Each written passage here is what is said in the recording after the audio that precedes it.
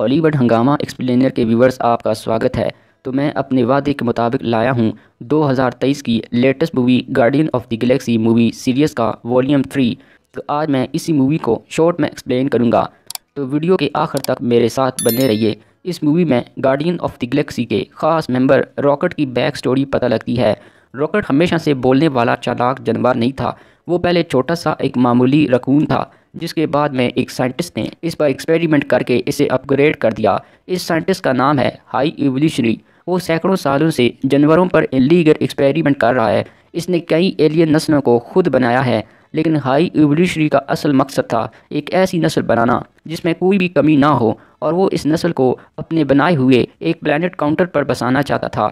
और इसी के चलते एक बार इसने ज़मीन से लाए हुए कुछ जानवरों पर कुछ एक्सपेरिमेंट किए और इन्हें बोलने और सोचने वाला जानवर बना दिया, जिसमें एक रकून भी शामिल था, जो कि बाकी जानवरों के मुकाबले में बहुत ही होशियार बन गया था। यहाँ तक कि वो हाई एवोल्यूशन से भी ज़्यादा तेज़ सोचने लगा था। बाद में इस रकून ने अपना नाम रॉकेट रखा, और वो अपने बाकी दोस्त जानवरों के साथ इस उम्मीद पर जी रहा था कि वो सब एक दिन काउंटर अर्थ पर जाकर एक नई ज़िंदगी शुरू करेंगे।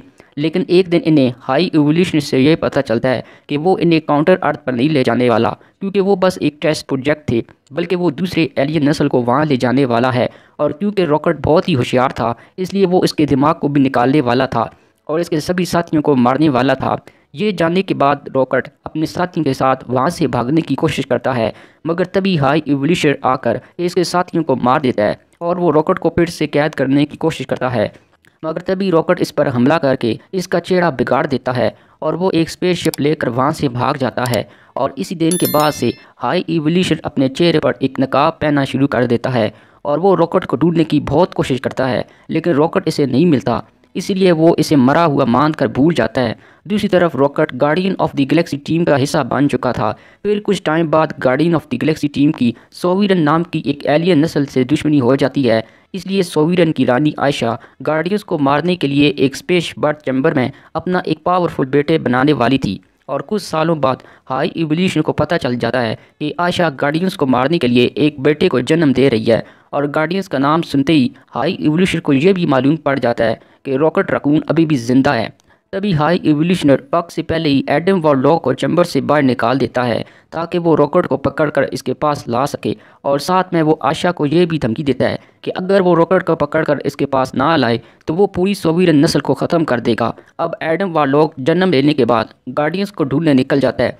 इधर गार्डियंस और इनके सभी दोस्त नोवेयर प्लैनेट पर शिफ्ट हो गए थे और उन्होंने वहीं पर अपना हेडक्वार्टर बना लिया था कि तभी एक दिन एडम वार्लॉक वहां पहुंचकर रॉकेट पर हमला कर देता है। यहाँ गार्डियंस की टीम भी एडम के खिलाफ लड़ते हैं, मगर इसी दौरान वो रॉकेट को गोली मारकर बुरी तरह से जख्मी कर देता है और एडम वहां से भाग जाता है, जिसके बाद रॉकेट की जान खतरे में पड़ गई थी। और जब इसके साथी इसका इलाज करने लगते हैं तो इन्हें पता चलता है कि रॉकेट की बॉडी में एक किल स्विच लगा है, जिसको छेड़छाड़ करने पर इसकी जान भी जा सकती थी। वो किल स्विच असल में हाई इवोल्यूशन ही ने इसकी बॉडी में लगाया था, ताकि इसके अलावा कोई भी शख्स इसकी बॉडी को खोल ना सके। और इस स्विच को ऑफ किए बिना गार्डियन ऑफ द गैलेक्सी इसका इलाज नहीं कर सकते थे। और इन्हें इतना तो पता चल गया था कि रॉकेट को ऑर्गोकॉप नामी एक कंपनी ने बनाया है, जो कि हाई इवोल्यूशन की कंपनी है, इसलिए गार्डियंस वहां जाने का फैसला करते हैं। दूसरी तरफ हाई इवोल्यूशनरी को भी ये अंदाज़ा हो जाता है कि गार्डियंस रॉकेट को बचाने के लिए ऑर्गोकॉप में जाएंगे, इसलिए वो पहले से ही अपनी कंपनी को हाई अलर्ट कर देता है। और जब गार्डियंस कमोरा की मदद से ऑर्गोकॉप में घुसते हैं तो वहाँ के सोल्जर इनको पकड़ने की कोशिश करते हैं, लेकिन फिर भी वो किसी तरह रॉकेट की फ़ाइल को निकालने में कामयाब हो जाते हैं। पर जब वो इस फाइल को चेक करते हैं तो इसमें इन्हें किल स्विच ऑफ करने का कोड नहीं मिलता, क्योंकि हाई इवोल्यूशन ने इस कोड को अपने असिस्टेंट थील की मदद से इस फाइल में से हटवा लिया था। दूसरी तरफ गार्डियंस को भी पता चल जाता है कि वो कोड थील के पास है, इसलिए वो इस कोड को हासिल करने के लिए पीटर और गैडूड हाई इवोल्यूशन की स्पेसशिप पर जाते हैं, जहां वो हाई इवोल्यूशन से कुछ बातें करने के बाद थील को लेकर शिप से नीचे कूद जाते हैं।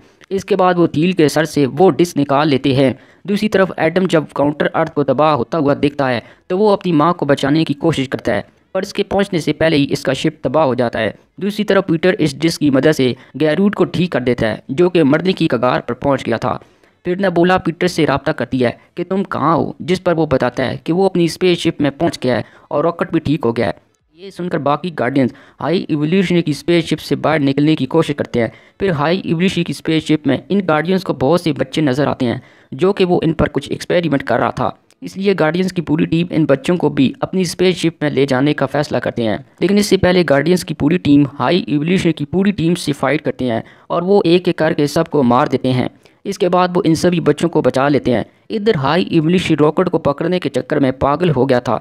इसके सभी सिपाही भी मार रहे थे और स्पेसशिप भी तबाह हो रहा था, पर वो नहीं मान रहा था। तभी इसके लोग इसे समझाने की कोशिश करते हैं कि वो ये सब कुछ छोड़कर यहाँ से निकल जाएं, पर वो इन सब को भी मार डालता है। फिर वो रॉकेट तक पहुंच जाता है जो कि इस स्पेसशिप में दूसरे कैद जानवरों को बचा रहा था और हाई इवोल्यूशन रॉकेट को मारने लगता है। पर तभी गार्डियंस की सभी टीम भी वहाँ आ जाती है और वो सब मिलकर हाई इवोल्यूशन को मारने लगते हैं। लेकिन वो इसे खुद जान से नहीं मारते, बल्कि इसे इसी की ही तबाह होती शिप में छोड़ देते हैं और ख़ुद इन सभी जानवरों को अपने साथ बचा कर अपनी शिप में ले जाते हैं। लेकिन स्टार लॉर्ड के पहुंचने से पहले ही वो शिप तबाह हो जाता है और वो स्पेस में ही फंस जाता है। और तभी एडम वार्लॉक, जो कि गार्डियंस की अच्छाई देकर बदल गया था, वो वहाँ आकर पीटर को बचा लेता है। इन सब के बाद गमोरा वापस रेवेंजर के पास चली जाती है और पीटर अब गार्डियंस की टीम को छोड़कर अपने नाना के पास ज़मीन पर चला जाता है। इसके बाद मेंटिस भी अपनी ज़िंदगी का मकसद हासिल करने के लिए कहीं चली जाती है। डीरेक्स और नेबुला नोवेयर प्लैनेट पर रुककर इन सभी बच्चों को पालने की जिम्मेदारी लेते हैं और रॉकेट को गार्डियंस का नया कैप्टन बना दिया जाता है।